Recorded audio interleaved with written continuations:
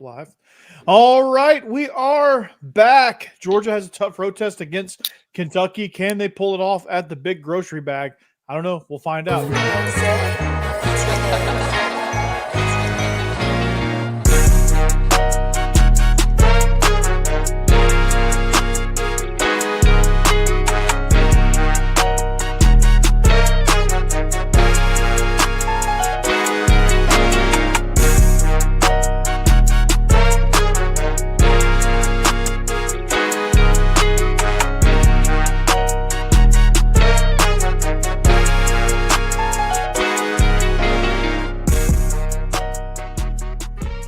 All right, happy Wednesday evening. We're coming at you live from a late Wednesday evening. It's more like Dogs After Dark, but it is the Believe in Georgia Dogs podcast on the Believe Network, presented by betonline.ag. Israel, what's up, dude? How you doing, man? What's up, man? How's it going down there in Thomasville? Oh man, it's good. It's good. You know, lost to our crosstown rivals, but you know, it is what it is after that. You know, but can we just admire the luxury of the luxuriousness of my beard this time of the year? Oh, it's coming in nice. It's coming in nice. It is good. Next thing you know, you're going to be full grizzly. If I pass down some of my beard growing magic to you, you're going to be. It's going to be nice. I wish. I started growing this in like late July, so we'll see how long it lasts.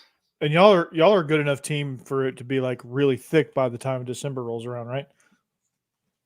Oh yeah, for sure. For sure. That's the plan. I mean, keep growing out. Hopefully have it all the way through Christmas.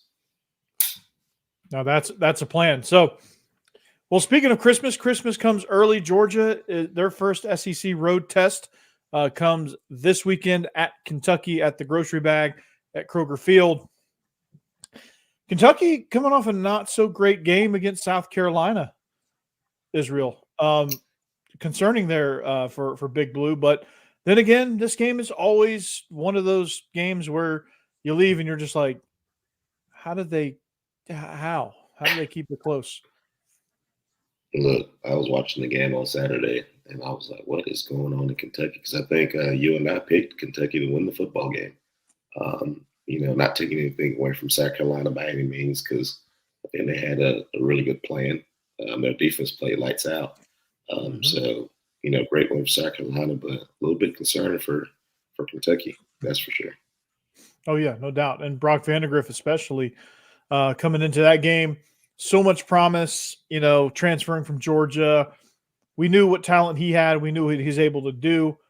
But this was more of South Carolina exposing what he couldn't do. Absolutely. I mean, I think the D-line for South Carolina played really well. I think the offensive line for Kentucky is a really, really big concern, which I thought, you know, looking at them and looking at what they had bringing back and things like that, I think they looked really, really well, you know, going into the matchup. I thought for sure they will overpower South Carolina a little bit, especially considering how South Carolina played in game one. But I think, the defense for South Carolina showed up and showed out. Vandagriff had a really, really tough day, you know, and, you know, it's really, really different when you're going against when you're the number one guy going against, you know, a really good SEC defense as well. Mm-hmm. You know, it's different when you're, you know, at Georgia and you're getting the backup reps, you know, so you're not really going against, you know, the first D, but he'll bounce back, I'm pretty sure, you know, considering Georgia's coming in to their place and, you know, all the hype around that too. So, you know, just take that with a grain of salt. Yeah, for sure. And it's one of those things where, like, South Carolina, and this could be the same case for Kentucky, but, like, in South Carolina, I'll have a chance to prove either it was a fluke or, okay, they might be on an upward trend here against LSU. But for South Carolina, they, you know, the first game they were pretty awful and barely escaped an Old Dominion team. Had it been a team with more of a pulse, they probably would have gotten beat. Lenore Sellers didn't really, you know, light things up, didn't really instill a lot of confidence in himself. And even into that Kentucky game, still you're thinking, well, this team is still garbage. And but Kentucky can't put them away, and then all of a sudden South Carolina just explodes on the road, and you're just like, what the hell happened? Like, South Carolina was trying to give the game away at a certain point, and Kentucky would not let them, and then they ended up blowing them out. But it was a weird game. Yeah, it really was. It was a really good game too. You kind of got to see the good and the bad for both sides. But at the end of the day, a win is a win. South Carolina got escapes out of there with a win. Kentucky's left, trying to pick up the pieces to figure out exactly what happened. That's just one of those deals where I think Kentucky went into this game complacent. If you look at the mistakes that Kentucky made, some things that aren't really Kentucky-like, game in and game out. So I'm pretty sure they've gotten all that fixed, especially heading into this week, because I can guarantee you this, that Georgia will not let up from the start kick to the clock hit 0. Now with Kentucky, do you think there's a chance? Okay, now hear me out. This is a theory that I have. Do you think there's a chance? Yeah, hear me out. That's usually like, oh, you're about to say some crazy shit. But when in the offseason, when A&M fired Jimbo and the whole Mark Stoops thing where he left and he was hired and then turned away at Texas A&M, comes back to Kentucky, is there a chance that his team hasn't quite welcomed him back yet? Is it, and they just seem like they just kind of quit on him a little bit? I think, I think it's just one of those things where they're not gelling right now. It's the coach is 1 foot in, 1 foot out. That kind of happened a while back. So they're kind of over that phase of it. I think they're just one of those games. You know what I mean? It's one of those games where it just seems like nothing's going right. I wouldn't be upset if they have another one where things just aren't going right either. But at least for one more week. Right? And it just really looked like nothing just went right for them. It was a lot of confusion on the sideline from the coaching staff. It looked like there was no, especially with the video analysis and things you can do now, basically like huddle sideline. There was no communication that it looked like from their sideline. It was just more so like, what the hell is going on? And they just really never had an answer to it. Right. Yeah, I mean that seems more plausible, but I just thought it was interesting that like they get into a tough spot and they just kind of fall apart where they usually don't in those scenarios. So I thought it was kind of odd given the situation that happened in the offseason. I don't know. I just kind of was like, well, that's a little fishy. There's some things happening that don't consistently line up with what their identity usually is. And so it just kind of made me wonder if that had anything to do with it. That definitely did not look like the Kentucky team that we're used to seeing year in, year out. Whether it's game 2 all the way to game 8, you know what I mean? That's just not what, Coach Stoops has done, that staff has done over the last couple of years. So it was definitely an eye-opener for them, I'm sure. And it just kind of put a target on their back, if you ask me, because after all the talk that we've had, Vandy was the team that was like, well, I think Vandy's going to be at the bottom of this list again. But as we've seen, Vandy has actually gotten better. So after last week's showing, Vandy ran out of fireworks. It's my other show. Vandy ran out of fireworks, man. That was kind of funny. Did we ever think we'd be saying that Vandy would run out of fireworks? No, never. Not even when James Franklin was the coach. But dude, that's hilarious, man. Let's talk Georgia now. Let's flip over to Georgia for a little bit. Game coming off a beat down of Clemson. A game against Tennessee Tech just seems lackluster to begin with, and Georgia kind of played that way. They got off to a hot start. Just seemed like they got bored. Nothing to be concerned with, but they did get a lot of people in. Jaden Rashada probably would have liked to see him get a little bit more reps, but his series was outstanding. And Gunnar Stockton got a lion's share of the work in the second half. But this team kind of got bored a little bit. That's okay. That's to be expected.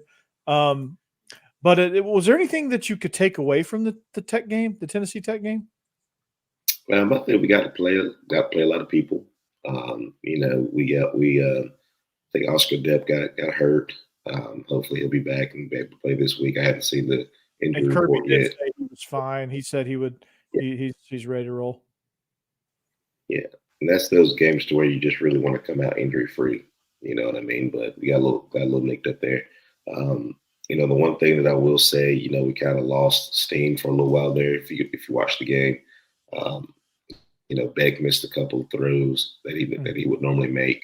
And I just think it's one of those things where we just got complacent. And it's really hard to not get complacent against a team like that because obviously you're better than them. I love the fact that we're trying new things with our shifts and our motions and things like that, putting things on tape that teams are going to have to practice just to be prepared for. Um, but all in all, I think we were efficient. Got to see all our running backs run the rock. Got to see multiple quarterbacks. I think Beck threw the ball to 6 or 7 different receivers throughout the game. Getting Arian Smith involved early is really, really huge. And Dominique Lovett, is really, really balling out right now too. So, it's just one of those deals where, all right, let's run our offense. Let's try a couple of tricks here, kind of see if we like it or not. This is the week to do it. And let's get out of here injury free. And I think Georgia did that. Yeah, that's my takeaway. Like you get some guys some depth, and when I was talking about Vandy as well, beating Alcorn State 55-0, they were able to get a lot of guys some reps too. So any time an SEC team plays a game like that, that's the depth building game. That's the guys that aren't in the 2 deep. That's their chance to kind of play in front of their families. But looking ahead to Kentucky, Michael Williams is still on the mend. I think he's still questionable for this game. If he plays, obviously, to be a big factor. But then again, this team is loaded up. So if he doesn't play, next man up, and we're going to get after it. Absolutely. I think the defensive plan was great, kind of see what we look like in base defense, which our base defense is really, really good, by the way. We didn't have to blitz a whole lot. And when we did, it was more so one-man pressure. We used a lot of stunts up front, which is really, really good, confusing offensive linemen. It's just one of those games, like I said, all right, let's try this and see if it works. If we don't like it, throw it out. You know what I mean? Let's get it on film and see what it looks like, and can our guys execute it? Yeah, absolutely. And just kind of get there. And Michael Williams has been downgraded to doubtful. So we're probably not going to get a chance to see him this week. But Kirby did say in his press conference that he's up and running around.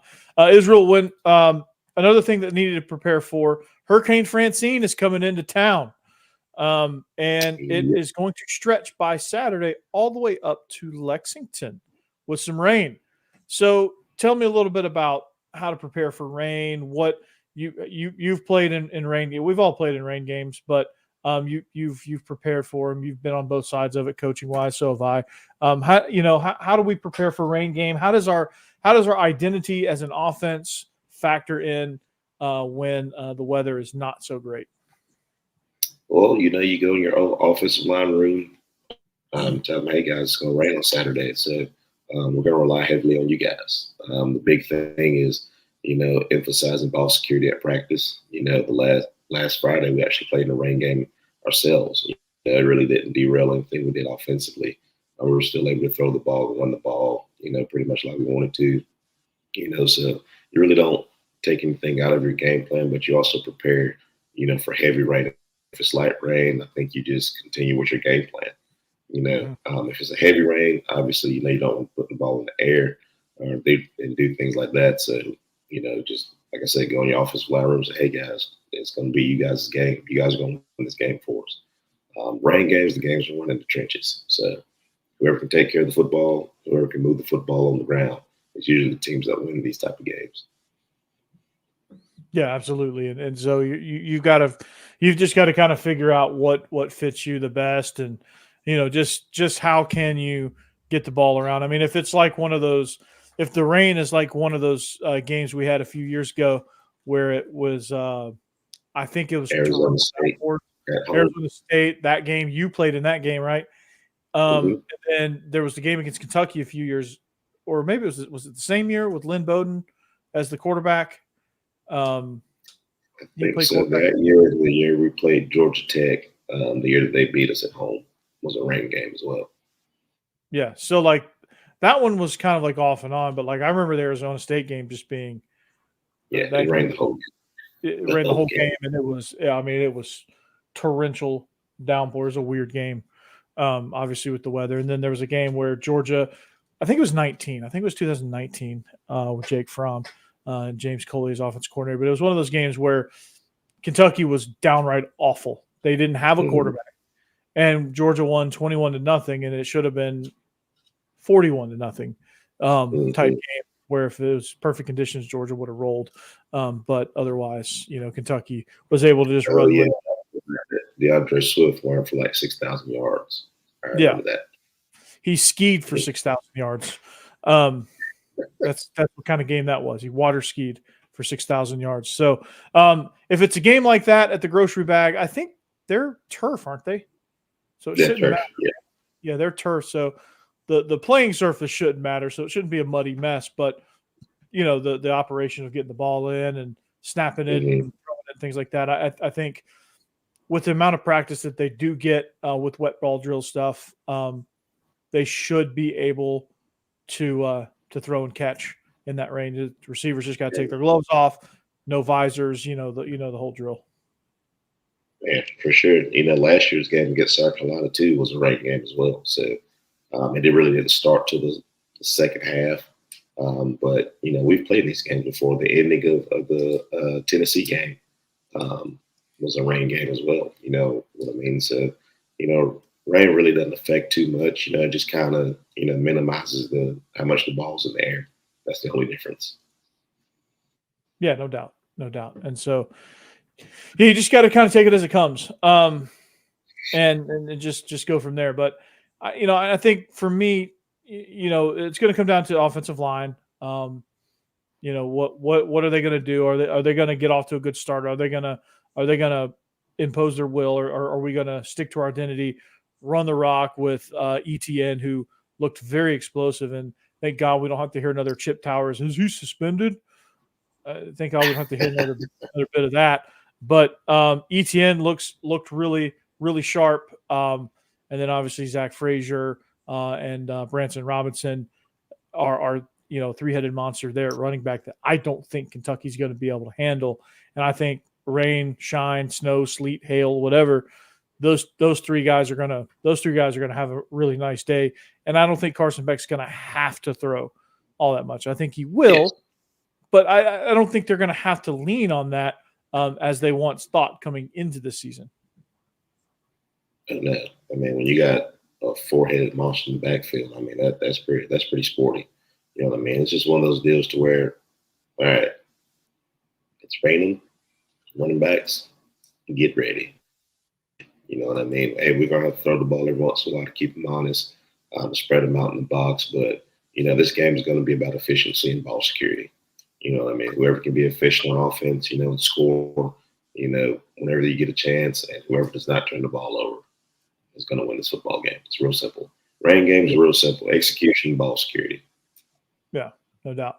And I think for me, I think I find it difficult for Kentucky to really like lick their wounds in time for Georgia. I think they're just in a struggle right now, and the whole thing with Coach Stoops may not be an issue, but I just think that right now Brock Vandagriff's in a slump. They don't really know what their identity is. They're trying to figure things out, and they're just reeling a little bit. So I think that's going to be a little bit trouble. I think mindset for them is going to be very fragile because Mhm. they're just struggling, and they're at a point where if they can get past it, they'll be a dangerous team. But it's one of those, and you probably saw it in your game Friday night against that other team down the street, where like one thing goes wrong and it just kind of starts to snowball because your mindset is just gets kind of fragile at times. So I Absolutely. think that's going to be a big factor here. You can't make the game bigger than what it is. We as a coaching staff look back at it. As a coaching staff, we didn't make the game bigger than what it was, but our kids did. So and that's the thing you kind of do. Can you keep your composure enough to where your kids see no flinch in you? And I'm pretty sure Kentucky thought that they would get a win against South Carolina, give them a little bit of momentum going into this week, but it didn't. You know what I mean? Not only did you get beat, you kind of got beat convincingly. But we also know that over the years, Kentucky has been mediocre at best. And then as soon as they play Georgia, all of a sudden they're an all-star team. So, I wouldn't bet my house on it to say that this is going to be the same team that played last week. And I think Georgia needs to prepare as such. I'm pretty sure that, Coach Smart and that staff, reiterated that all week as well. Don't think just because they lost last week, this ain't the Kentucky team that always plays lights out against Georgia. Yeah, I mean, they still have Barron Brown, which he's a cheat code. And that's a tough guy to deal with. And so when you've got to find an answer and take that away. And once you can do that, then you're going to be in pretty good shape. Then you're going to be able to just knock them down. Absolutely. Go full throttle. So, this is going to be an interesting stretch of games. I think I think Georgia is off next week, right? Then they have Bama. Is that what I'm gathering? I want to say yes. I was watching the game earlier today, and they were kind of going through the schedule because Georgia doesn't play a home game until Auburn, which is like late September. So they're on the road for a while. So they don't play a single home game the rest of September because they're at Kentucky, bye week at Bama, and then October 5th they're home against Auburn. So this is going to be an interesting stretch of games here. Bye week obviously take all their keys and lock them in the Georgia Center. But for So Bama week, are there two bye weeks in college now?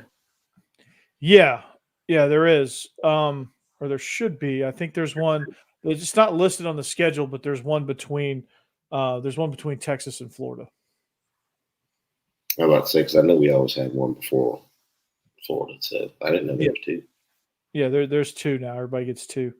So I think with the increase in P4 games that you're required to play, you have there's one there. So this will be a tough test. And then looking ahead, Bama.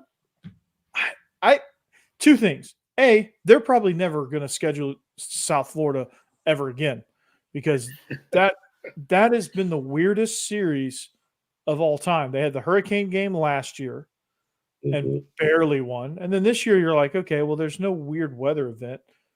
And they still, for like the entire game until like the last 6 minutes, were pretty bad. Yeah. So, I mean, South Florida was not scared of Alabama whatsoever. You know what I mean? And, the days of Alabama just rolling their helmets out and beating people are over with. You know what I mean? So they're gonna get everybody's best shot no matter who they play. And I love it. And that just makes the game that much better. And that's just one of those deals to where Alabama has to understand that we can't just sleepwalk and play through these games. You know what I mean? Because if South Florida can take care of football, that game goes a lot different than it did on Saturday. I think it's a little bit closer. And South Florida may be able to squeak out a win in Tuscaloosa. You know what I mean? But it's just one of those deals where they just ran out of steam.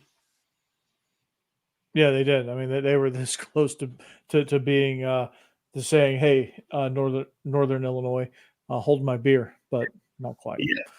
But talk about a weird turn of events there. You go on the road at Texas A&M and win a slugfest, which everybody was considering one of the games of the week, and then all of a sudden you just fall apart, lose to Northern Illinois. That's got to even A&M's like, Notre Dame, really? Did we just lose this team? But Notre Dame kind of looked like Kentucky. You know what I mean? It was like a whole lot of looking around, trying to figure out what happened. It was like, oh my God, is this really happening right now? And not having an answer. You know what I mean? That's one thing as a coach you never want to do as a staff. Just be like, I don't know. You got to figure it out. Yeah. You definitely got to figure it out. You got to. I mean, I wish for their sake, you wish Marcus Freeman would have had an answer sooner, to keep him out of that situation. But they just, I've never seen a team just. It was just kind of an automatic point. Seemed like every time Northern Illinois touched the ball, or at least they got themselves in good field position. And that game was weird. What about Arkansas? Yeah, I'm still trying to figure out what happened there. I think last I looked, they were up 21-0. Yeah, and then all of a sudden they just next thing I know, 28-28. I was like, well, wait a minute. Yeah, they couldn't stop turning the ball over, and then Taylon Green all of a sudden couldn't hit the broadside of a barn. Yeah, he struggled. I even thought they had it in overtime. I was like, they're going to come back and win this football game. Nope, wrong answer. Yeah, not good. Not a good scenario, but it is what it is, man. That's college football for you. The 12-team playoff thing is it's an enigma now, and you're going to see a lot of this. You're going to see a lot of teams with the transfer portal era and the new 12-team playoff era. You're going to see a lot of teams that were once out of it, no longer out of it. They all have a chance now. Absolutely, because I mean it's 12 teams now. You know what I mean? If you're in one of those top 12 teams, you're in. I think everybody complains about it, thinking it's too many teams, but at the same time, I think it makes football better because now you don't have as many outliers from these teams that are all right. We're the 10th, 10th team in the nation. All right, we're going to the Sugar Bowl or whatever. We're good. We don't players opt out. No, players will actually, have a reason to play. You know what I mean? So I think it makes it that much better, in my opinion. Now, is it a long season? Absolutely. But it just makes college football that much better. Plus recruiting, portal guys, things like that. Like people are going to be like, well, I mean, I don't have to go to Georgia to be a playoff team. I can go down here to TCU and we can make the playoffs and give ourselves a chance. And now all of a sudden TCU's recruited, top 10 class. So I think it's very interesting. I think it's great for college football and great for the parity of college football, which makes it a lot of fun. I mean, Nebraska, they're finally enjoying themselves, and they have Dylan Raiola, which, he was a dog for a long time and then chose to go to Nebraska, and good for him. He's shining out there, man. He's a star. He is a clone of Patrick Mahomes, and he's doing his thing out there, man. Absolutely. That was a really good game too. And you can say what you want about Colorado, but the defense has gotten better. Everybody's calling a blowout. A blowout is, if that game was 42-10, that's a blowout. But Colorado literally held them to 0 points in the second half. So it's not a blowout, guys. That's not considered a blowout. Yeah, it's still. I think there's still a lot left to be desired on the Colorado side of things, but I mean, that thing was a mess when it came in, and when Dion came in. So there's a chance he could turn it around, but I mean, it's looking kind of bleak for him. And the next game is a statement game for Coach Prime. I think if he goes out and lays another egg, so to speak, then it starts to kind of get a little bit of trouble around him. But I think if he goes out, wins, and gets back on track, I think all this fraud talk is going to be quiet at least for another week. Yeah, and as well as I do in this business, you know what I mean? It's all about the camaraderie in the locker room. He hadn't really had a recruiting class. He's had to hit the portal all the time. Because let's think, it was a mess before he got there, and at the end of the day, and I've said this 100%, you got to coach football. All the media stuff is great, which he's done a really good job bringing attention to the program, which is what they needed. Because, I mean, how many people are going to stay up and watch Colorado versus North Dakota State? Nobody before Deion Sanders got there. Nobody's going to watch the game. So what he's doing is great for the program. But at the end of the day, I think it's going to be one of those deals where he's going to have to recruit and bring young guys in and develop talent. That's what he's going to have to do. Yeah, at the end of the day now, the next step is, hey, we've got attention on the program. We've got a few transfer portal guys in. We've got some talented guys. Now we just got to build up front, and we got to get more of those talented guys in and on campus so that now we're no longer getting embarrassed at Nebraska or nearly losing to North Dakota State, which do not schedule a Dakota. Don't schedule any Dakota. Wisconsin almost learned that the hard way too. But it's just one of those things where it's going to take time, and eventually he may get it right. But I mean, he's got to get in there fast though. Yeah, if you're expecting the results of the Sabins and the Kirby Smarts and even Dabo Swinney, it's one of those deals to where they had the pieces already there. They just had to put their stamp on it. It's hard to have no pieces and no stamps. You know what I mean? So it's going to take a while. And, you want to be patient, but you know how the media is. The media blows out proportion, things like that. So it's just one of those deals where at the end of the day, you're going to have to coach football. You have to take your lumps right now. I mean, it's year 2? You know what I mean? So by year 3, you start to look and be like, all right, now what are we going to do now? You know what I mean? But we're living a world of what are you doing for me now? Exactly. That just comes with territory. If you can't handle it, then this is probably not a profession for you. No. And that is why people are in the stands and not on the field. Yeah, that is very true. That is very true. And it's easy to shout from the stands and until you coach, until you play, you got to understand. So, and it's not an easy thing to do. So, but you want to make some picks before we get out of here? I know it's late for you. You guys are starting region play here this week. We're starting region play. Yeah. Who do y'all start out with? Hey, we're off this week. We start with Bacon County next Friday night. So we don't have to play the Monsoon this weekend because Francine is coming. Well, she started today. Yeah. Francine is there, and she's not too happy. She's gonna. So she's bringing all the big game and all the medicine and all because I was like, who named this thing Francine? Francine is probably one of the oldest names in a long time. Yeah, she's 100 years old. So, all right. So speaking of Francine, she's probably not going to make it up to Madison, Wisconsin this weekend. So that's good. That game is 16.5 points in favor of Alabama. Doing the jump around, it's a noon kick, 11 a.m. local time kick in Wisconsin as they are on Central Time. How do you see this one? The over-under set at 49.5.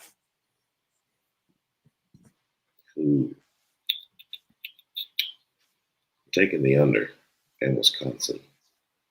I'm going to take Wisconsin to cover and the under. That's interesting. To me, I watched, and my friend Matt Perkins is a big Wisconsin fan, but I watched them kind of struggle a little bit against South Dakota. And it just, for right now, they're not a bad team. They're definitely not poorly coached, which I think a lot of people will be quick to point to, like, oh, they're just not. Yeah. They're just not quite there yet under Fickell. And I think part of it is Fickell needs to realize he's not on JV. He's not in G5, and he can take that stupid saying off the back of his jacket. He's at Wisconsin. He doesn't need that. I think it's a little cheesy at that level. But it's for Wisconsin, it's too good of an atmosphere for them to be just okay. You know what I mean? Like jump around. You have a lot of tradition there, but they're just not consistent enough moving the ball. They're not consistent enough on defense. They're just not there yet. And Alabama, as much as they struggled, I don't think they struggled back-to-back weeks. And I think they're going to cover this. I'm going to take the under, though, but I think they're going to cover it. So they might. But Wisconsin is a tough place to play, and it's a noon kick, too. Them cheese heads are going to be out there ready to roll. Yeah, you may be right. I just don't trust Wisconsin, though. I don't trust them yet. They got to show me. If they show me here, I might start trusting them a little bit. Here's another weird nooner. All right, LSU typically don't do well in noon kicks. South Carolina, they do well at noon kicks, and probably better than most, what Williams-Brice Stadium feels like. It's probably going to be raining, though, but what it usually feels like is hell's waiting room. But LSU is 7-point favorites. That line has dropped a half point since we last saw it. They're 7-point favorites on the road. The over-under is set at 49.5. How do you see this one? Give me the under in South Carolina in the rain. Okay, very, very interesting. I don't know. Like, I'm going to go the same way with South Carolina as I did Wisconsin, because they're just this. I have a hard time trusting them. I don't know. I have a hard time trusting Brian Kelly just standing with his arms folded too in the rain. So yeah. I think I like South Carolina. I'm with you there too, and I don't know. You might have just talked me into South Carolina, actually.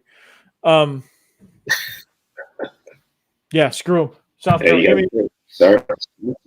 They're used to playing in these hurricane weather games now. Yeah, it happens a lot on this side of the world. Muschamps last year, I remember that. It was absolute downpour, deluge, to use one of those ACT words. I don't know if you guys use that word down there in Thomasville, but deluge. Yeah. You're like, it's a new one. That's an ACT word. You're like, I got out of special ed, so I didn't have to do ACT. Boston College at Mizzou. Now, Bill O'Brien, great start to the season. Great start. It seems like he found the right place for him.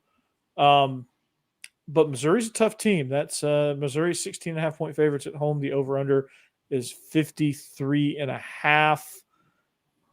I'm having a hard time picking against Missouri. I love Missouri. Brady Cook, Luther Burden. I think they're an explosive team. They're much improved on defense with Corey Batoon leading the charge as defensive coordinator. I think Eli Drinkwitz has found his rhythm for the program. There's a lot to like about the Missouri Tigers. Can they stop Miss Castellanos is the question. I think they can. That young man, from his days at Ware County, with us and doing that deal, I'm gonna have to go with Missouri, but I think that game's gonna be a lot closer if they don't stop him. If they can stop him, Missouri covers. So do you think it's Missouri in the over then? Because you think it's going to be a high-scoring game? I think it's going to be a high-scoring game if they can't stop it. Yeah. So I'm going to go with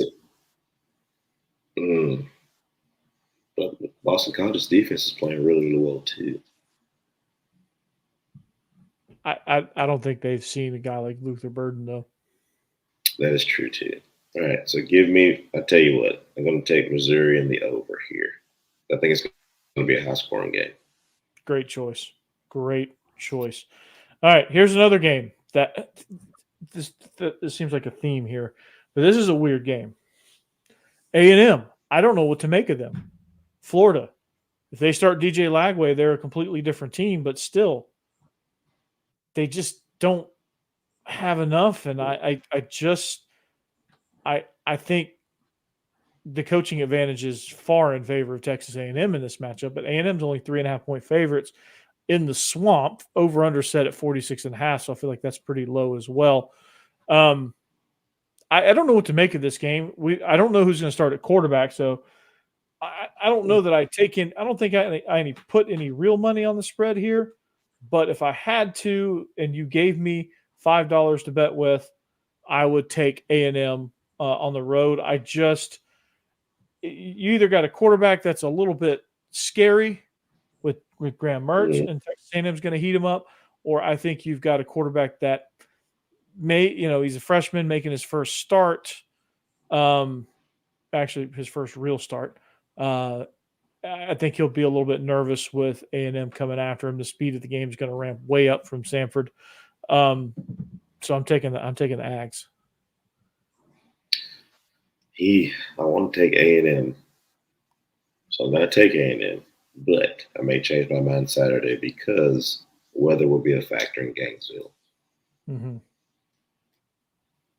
Yeah, So you're right probably now I'm right. going with A&M. But I think that favors A&M because A&M's a pretty decent team. Definitely taking the under though. I'm taking the under for sure. Oh, the under is the home run here. I think if you take anything here, take the under because the weather is going to take care of that. You have two games here. We'll rapid fire these. You have the Apple Cup, Washington State, usually reserved for Thanksgiving weekend, but happens a lot earlier since Washington State is a member of the Pac-2 and Washington is in the Big Ten now. Washington is 4.5-point favorites there with an over/under at 55.5. And then you have the Civil War, which is Oregon State. Again, Big Ten versus Pac-2. Oregon is 16-point favorites with an over/under at 50.